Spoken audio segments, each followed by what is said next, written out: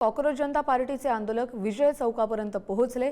काही आंदोलक संसद भवनापर्यंत देखील पोहोचलेत। संसदेचा मुख्य दरवाजा बंद करण्यात आलाय, तर या मोर्चाच्या पार्श्वभूमीवर संसदेबाहेर कडेकोट पोलीस बंदोबस्त तैनात आहे। बंदुका घेऊन जवान संसदेच्या गेटवर तैनात आहेत, तर आंदोलकांवर पोलिसांनी अश्रुधुरांच्या नळकांड्या देखील फोडलेल्या आहेत।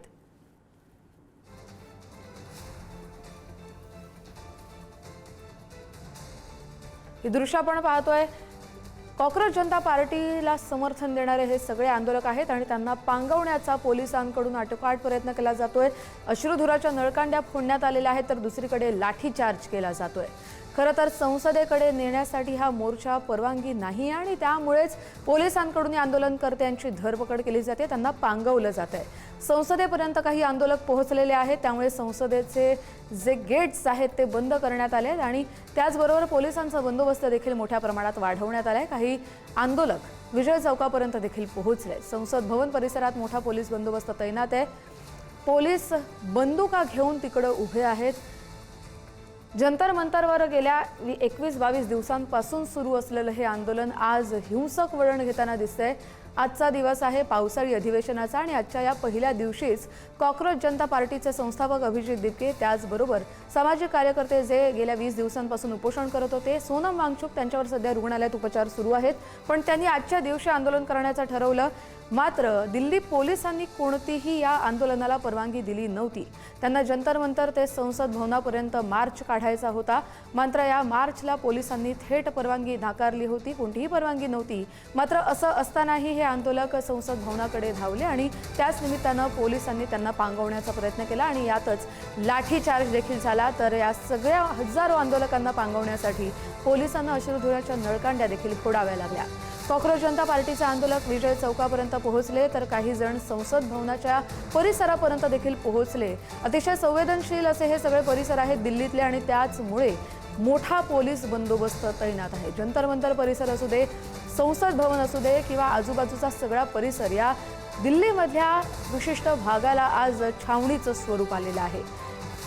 नीट परीक्षेचा पेपर फुटला आणि त्यानंतर अभिजित दिपके नावाच्या एका मुलाने लंडनमध्ये अमेरिकेमध्ये बसून कॉकरोच जनता पार्टी असं सोशल मीडियावर पेज सुरू केलं आणि त्याला हजारो मिलियन्स लोकांनी पाठिंबा दिला। त्यानंतर तो इथे दिल्लीमध्ये आला आणि तेव्हापासून हे जे आंदोलन सुरू आहे ते आजच्या दिवसापर्यंत कायम आहे।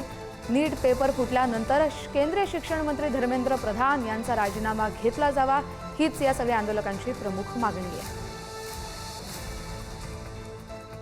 मिट्टी का कर्ज उतारने के लिए आज संघर्ष कर रहा हूँ। मैं भारतीय हूँ, भारतीय युवा होने के नाते युवाओं का दर्द समझता हूँ और आज उन युवाओं की आवाज बनने के लिए, उनके साथ खड़े होने के लिए यहाँ हूँ, क्योंकि उनके साथ अन्याय हो रहा है और सरकार सब कुछ अपनी आंखों के सामने होने दे रही है।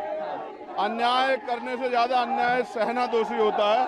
मैं दोषी नहीं हूँ, मैं एक भारतीय युवा हूँ जिसको पता है कि युवाओं के लिए खड़ा होना। आज नहीं खड़े होंगे तो कब खड़े होंगे। संसद का मानसून सत्र भी शुरू हो रहा है, संसद में भी खूब लड़ाई लड़ी जाएगी। सरकार आज स्टूडेंट्स पे जो लाठीचार्ज की, नौजवान बच्चों पे जो किए, ये डेमोक्रेसी पे हल्ला है और जो लोग अपने बात रखने के लिए दिल्ली आते हैं उनके ऊपर ऐसी लाठीचार्ज अगर होती है और उनको अगर ऐसा डराया जाता है तो ये डेमोक्रेसी नहीं है।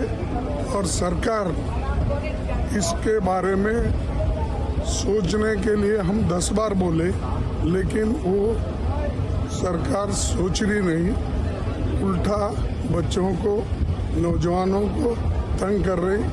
एक तरफ अनएम्प्लॉयमेंट चल रहा है, दूसरे तरफ बच्चों का एग्जामिनेशन बर्बाद हो रहे, तो ये सत्ता में रहने के लायक नहीं है। धर्मेंद्र प्रधान जी नैतिक जिम्मेवारी ले।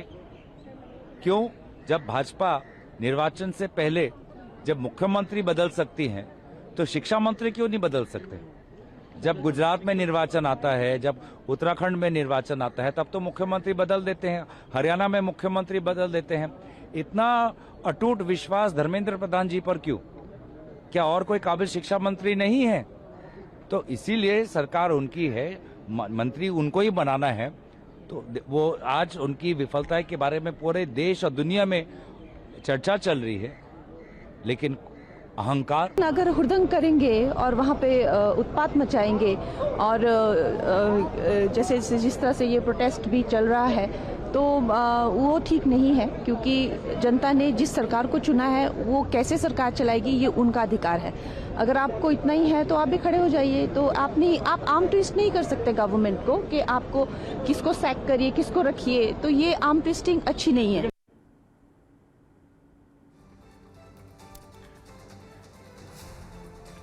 या सगळ्या घडामोडींसंदर्भातले अपडेट घेऊया। आपले प्रतिनिधी संदीप राजगोळकर दिल्लीमध्ये उपस्थित आहेत।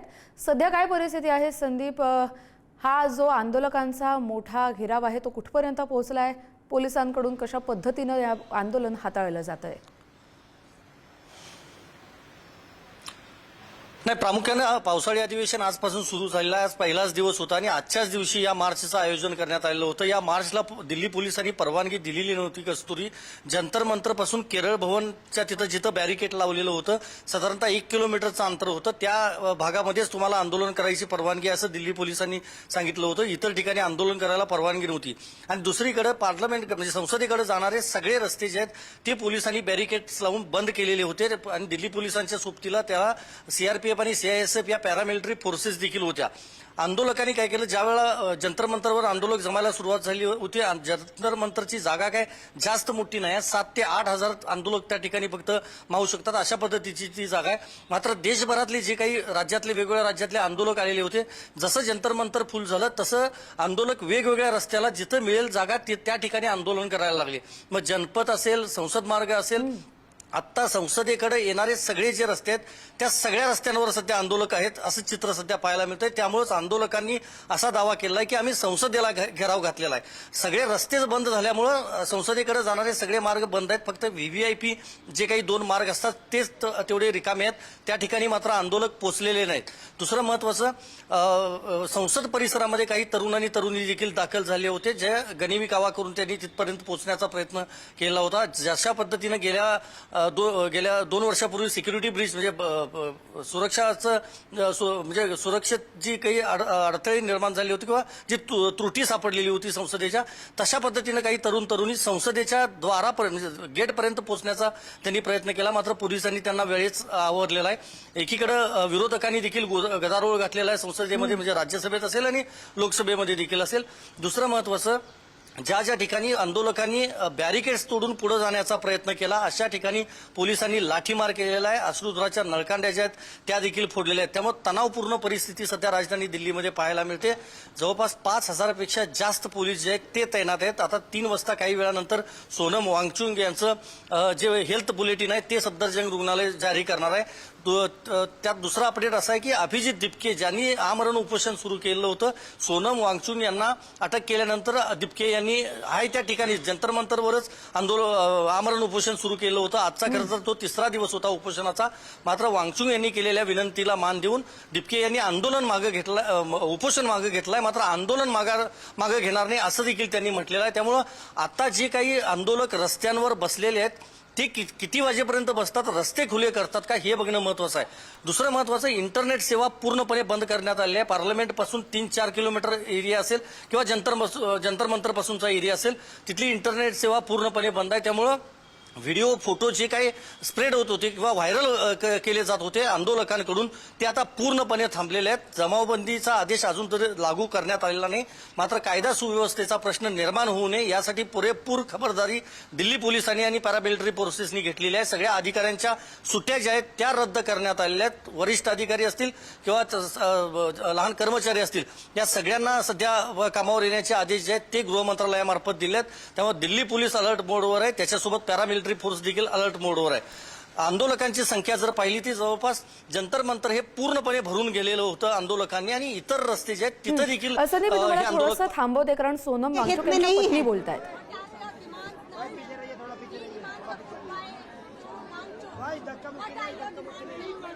The demands remain the same, that education should become the most important issue in the monsoon session of the parliament, and we should come out with concrete steps to make the education system in India the best in the world. and that has to start by the resignation of people who were responsible for it and who did not do a good job of it. Thank you. Of course, we are standing for the nation. I am standing for India. Sonam is standing for India.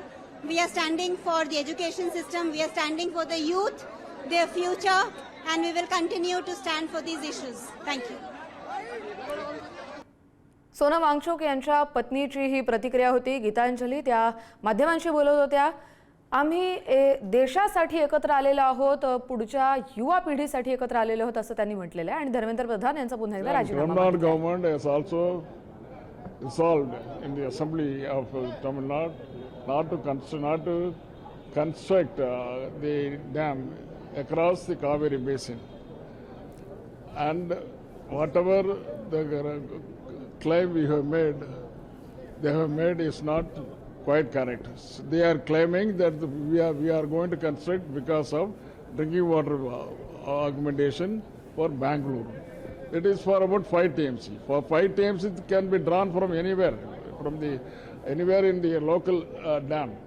But these people say they are going to construct 61.70 TMC capacity the dam at Meghdadu. This is not fair, and it is very much against the interest of the Tamil Nadu farmers. This should be avoided, and with the clandestine understanding, Union government and the state of Karnataka, they are going ahead. They are trying to go ahead.